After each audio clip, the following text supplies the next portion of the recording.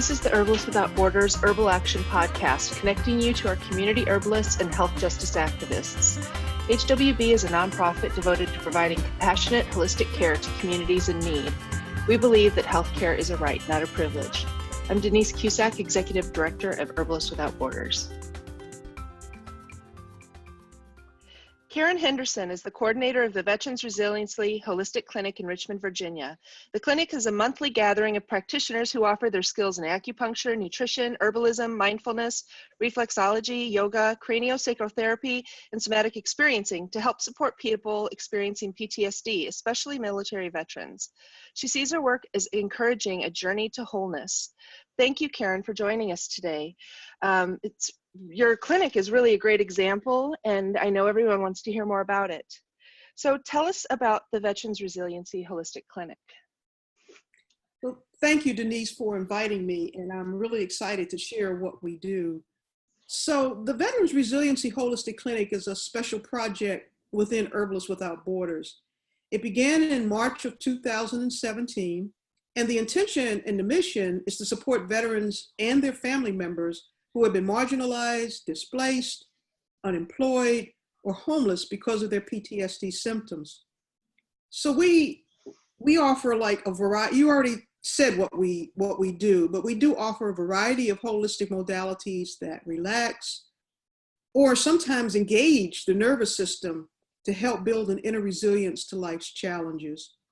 So all of our practitioners are dedicated and skilled volunteers and are properly credentialed in the modality that they practice. We do offer somatic experiencing, craniosacral therapy, reflexology, wellness coaching, aromatherapy, clinical herbalism, nada acupuncture, mindfulness, yoga, zero balancing. And each of those modalities offer a balancing aspect on the nervous system. And I like to emphasize that we treat people and not PTSD. And I think that's always important to keep in mind. The work we do is also effective in reducing chronic pain and many of the symptoms that come with withdrawal from opiates, because the symptoms of pain and trauma are often inseparable. So our clinic meets the fourth Wednesday of each month. We don't charge for our services. However, we do suggest a $25 donation to Herbalists Without Borders. No one is ever turned away because of an inability to make the suggested donation. It is truly suggested. So we don't follow people around to see whether or not they're putting anything into the donation jar. And I want to mention that for veterans, inclusion in society is an important part of recovery. And on my own journey, there were times when I felt rejection in communities that claimed that they were there for my good and found myself experiencing being re-traumatized. So I want to be sure that every veteran feels welcome and supported and that they belong. Because our values, and I'm going to kind of read from our value statement to be sure I get it right, but it says we have built an all-inclusive community based on our mission, where we have created a safe container for the survival energies of trauma to be discharged in a supportive environment. We place our mission before personalities. So we want to be sure that everybody feels safe and feels supported and feel included in what we're doing. Our clinic's still evolving, and we change and grow to meet the circumstances that are in front of us at the moment. And it's not easy to set up and maintain an ongoing clinic. And the preparation, participation, and dedication of our volunteers is really the foundation of our success. So that's wonderful. So what drew you to this work? Wow, that's a deep question. So this clinic was born out of my own journey as a veteran with PTSD. After I experienced a major trauma, when I was on active duty, I was just never the same. I didn't understand what had happened to me, and I didn't understand why I was in so much distress and emotional pain, because the trauma was over with and long gone. I felt broken. I felt like a part of me was missing and I wasn't whole. And I'd find myself restless and irritable. I couldn't sleep. And when I would fall asleep, I would have nightmares. I was constantly on edge. Or on the other extreme, I was too depressed to engage in life. So I isolated from everyone because the stress was too great to be with people. And I couldn't digest my food properly. And I seemed to be anxious all of the time. And often I felt like I was not in my body. Even though I'd be functioning at a very high level, people would see me and they would not have any clue of what I was going through. So like many veterans, I just kind of learned to override and minimize the symptoms. And I functioned at a high level in society and in my career. I'd function well, I'd look good, but I was never quite rested on the inside. And I'm trying to think of an example of, I was like a duck. I was like a duck moving across the water. You know, I'd look so cool and I'd be kind of moving and you know, just looking so calm and content. But those feet were really moving underneath. And those feet were really representing my nervous system. My nervous system was really moving underneath with all that that turmoil. And it was also that constant fear of people finding out, that stigma that comes along with veterans that have PTSD. So I was always on the alert, one, for anything that was threatening, but two, on the alert, does anybody really see what's going on with me at the time? So as I followed my career, and I just kept pressing on like many veterans do, and I was really successful in what I did. But I was not dealing with those internal effects of my trauma, nor did I even know that it was possible at that time to do so. And it started taking a toll on my health and my physical body. And I developed a lung disease that eventually took me out of the workforce. And I was a real workaholic, and workaholism was how I managed my symptoms of PTSD and stress. So I didn't know how to relax. I didn't know how to use leisure time. I didn't know how to not work. And there was a massage school down the road from me. And it was like, I got to do something. And I ended up going down and it was inexpensive at that time. And I ended up enrolling in massage school just to fill in the time. Never had any intentions of becoming a massage therapist. And I really got in touch with some deep touch issues. And I found out that massage was helping to settle my anxiety and my insomnia and was reducing some of those symptoms of chronic pain. So the light went on, like, you know, there's really something to this, like, holistic stuff, as we put it, the woo-woo, there's something to this, because I was like a left brain scientist. So, you know, woo-woo was just not in my bag. But I started to explore other natural modalities that calm my nervous system. And later I went to herb school, and there I learned about the herbs that could support my nervous system. I learned about all the herbs, but I kept studying in particular those that could support my nervous system.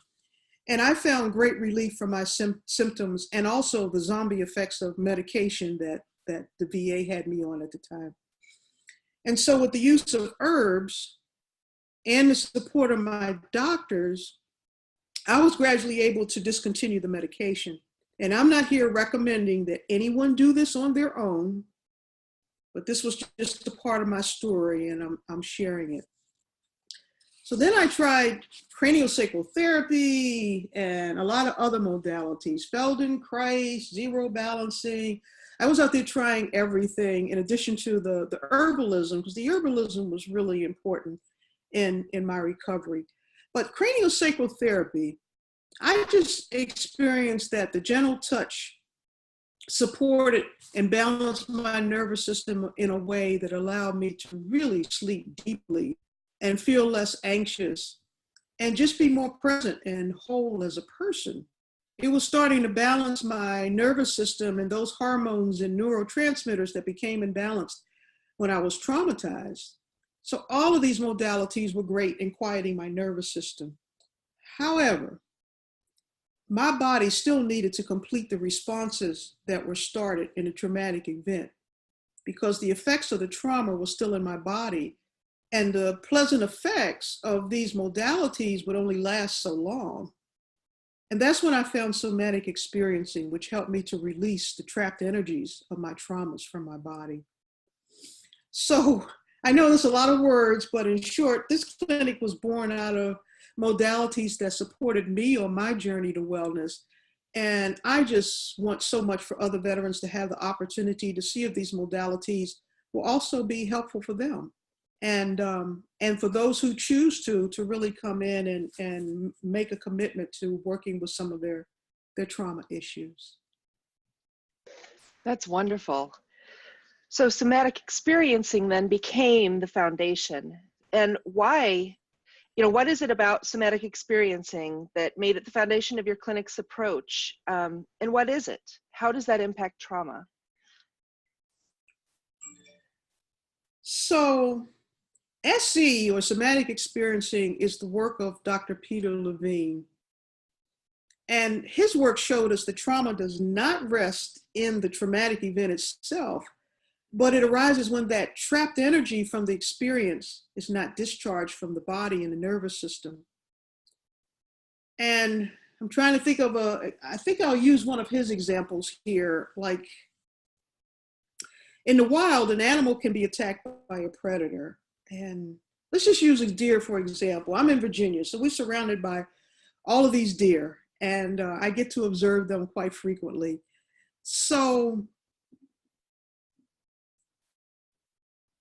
I'm trying to bear with me here, so if that deer is being attacked, if he's fast enough, he can get away or he can flee. If he's big enough or if he's strong enough, he can fight. And I can tell you, deer can fight. But if he cannot fight, or if he can't run, his nervous system goes into what we call a freeze state. It's like a survival state. It's like an immobile or collapsed state. He looks dead. And his nervous system has slowed to the point of his predator thinking that he's dead. So this allows him to become numb to pain. His heartbeat slows down. His breathing slows down. And if he's lucky, the predator just loses all interest and leaves him alone. Chasing dead is just no fun for any predator. So in this frozen state, there's excess energy that is built up in the body for that need to either fight or run, but it's trapped and it hasn't been all used up. So if the animal is lucky enough to get away, he will naturally shake and start discharging that energy. And eventually his nervous system comes back to normal and he'll go back to grazing as though nothing ever happened. But we as humans have a more complicated and highly developed brain, and that discharge doesn't naturally happen. And that excess energy becomes trapped in the body and the nervous system. So we become stuck in that freeze state, that trapped survival state, which according to Peter Levine is what PTSD actually is. So all of that excess energy can't be discharged. So SE works to gradually allow that pent-up energy to be discharged in a safe way so that the nervous system can come back to a balanced state or equilibrium. Nervous system regulation is really what our clinic is all about. And a regulated nervous system is more resilient to stress and all of those challenges that come towards us in life. So if somebody cuts us off on the highway, we might get angry, but we don't have to chase them down. We can come back to a normal and say, whoa, I wish he hadn't done that, but I'm moving on. I'm going back to grazing now. So the herbalism, which is extremely important in what we do, and aromatherapy is also extremely important in what we do. And also nutritional support and reflexology and acupuncture, all of these modalities that we practice help to quiet the nervous system and over time build a capacity for the next step, which is to safely discharge these survival energies. So we use all of these modalities to support the building of this capacity and regulation in the nervous system. And then SE can be used to slowly allow that discharge to happen. Then there's an experience that the threat has finally passed and there's no longer a need to live in that state of readiness. Whew, we can go back to grazing. And my nervous system can now go back to grazing. Wow, that's hope. So SE just resets the nervous system and it restores inner balance and it enhances resilience to stress, and it helps to increase people's capacity to actively engage in life again. And that's all we really want to do when we've been traumatized, is to come back to that state of being able to engage in life again. So that's why the principles of somatic experiencing are the foundation of our clinic. That makes a lot of sense. And it seems like it's a really good way to encompass all of those modalities together.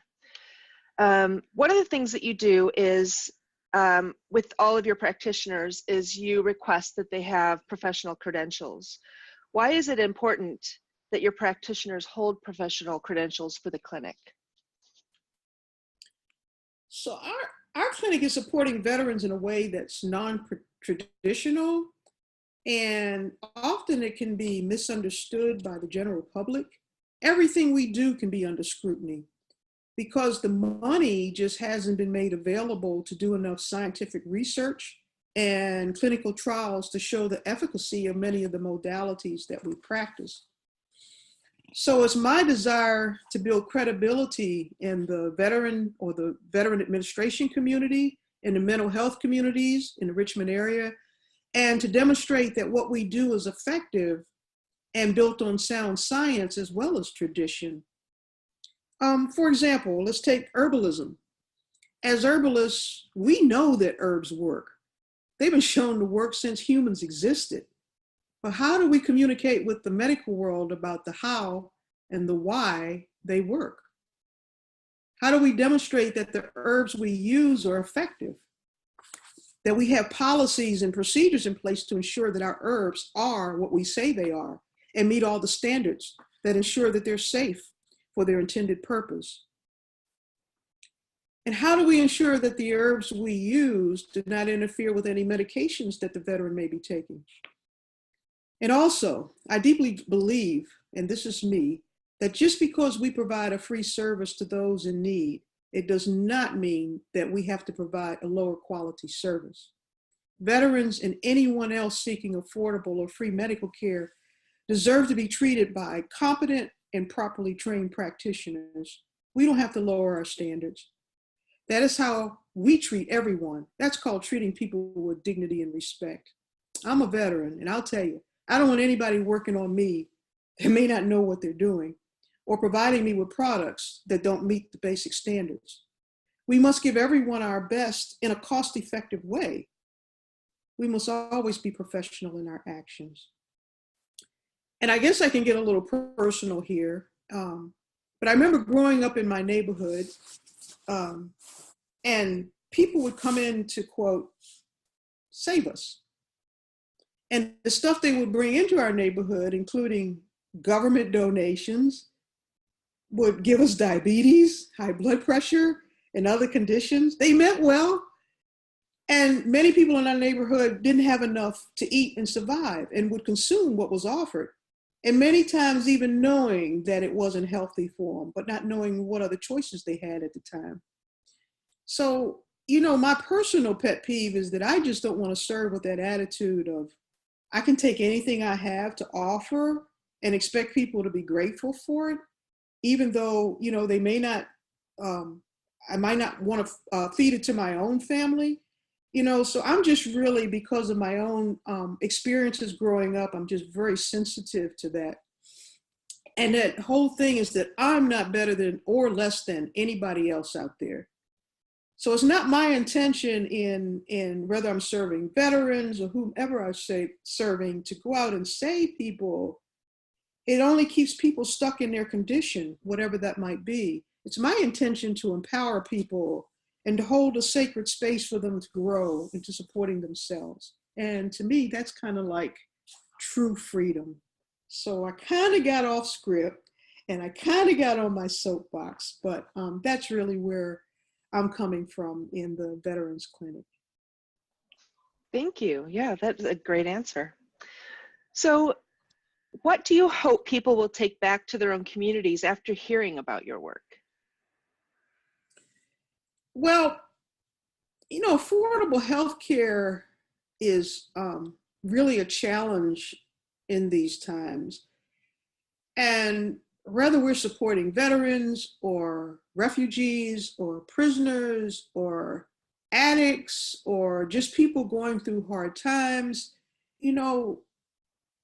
there are always non-traditional and holistic practices that can support people and empower them to make decisions about their own well-being. We can support communities in a way that is cost effective while ensuring quality and safety in what we do. We can empower people to learn to find their physician within. And the way I was trained, we always called it the inner physician, and leave them with practices and information to support their own health and well-being so that they're not totally dependent on us. So if you're thinking about doing something like this, always ask the questions like, who do you really want to serve and why? What are their primary needs? And how can you make yourself available to them? How can you provide quality care and follow-up care, which is very important, and partner with the community for medical practitioners to refer them to, because they may need to go outside your clinic and be with somebody because they're outside of your scope of practice. So you may need to be referring them out. Excuse me, I got a little tickle in my throat here. So what is needed is like teaching people to fish so they don't have to depend on you forever to bring them fish. And I guess it takes a willingness to do our own inner work and to deflate our own egos so that we can be fully present to the needs of those we serve. And it takes a team. And I'm really grateful and fortunate that we have an awesome, skilled, and experienced team committed to serving within the Veterans Resiliency Holistic Clinic. So that's all I would say. And it's really been an honor to serve. And I am just so grateful this has materialized. And I just have to get out of my own way. I just have to let go of my own ego. Because things don't always go my way. And yeah, I have to be present to what's happening in the moment. And I may not always be prepared for what's happening in the moment. And it's also this issue of, on a team, of everybody being in alignment with the mission. I think that's really important, because if all of our arrows are not moving in the same direction, there's going to be conflict and there's going to be distortion in energy. And we don't want to pass that energy on to our clients. We want our energy to be such that we are free to be with our clients in a way that they can heal, and we're holding that sacred space. So that's about it. Well, thank you. It's such a wonderful model, and everything about the Veterans Clinic, it's really inspiring. And I really appreciate you taking the time to talk to us about that. So for everyone listening, a big thank you to Karen Henderson of the Veterans Resiliency Holistic Clinic for taking the time to speak with us. To find out more about the VRHC, Karen, and all the volunteer practitioners at this monthly clinic, visit veteransresiliency.com or see the Veterans Resiliency Holistic Clinic project on the Herbalists Without Borders website. Thank you for listening to this episode of Herbalists Without Borders. We're a network of herbalists, traditional healers, complementary and alternative medicine clinicians, botanical medicine makers, herb growers, students, and just folks interested in the role of plants in wellness, sustainable agriculture, preservation, and restoration. If you value this content, please go to herbalistwithoutborders.weebly.com to make a donation or join as a member today. Support down to the ground green medicine in your community.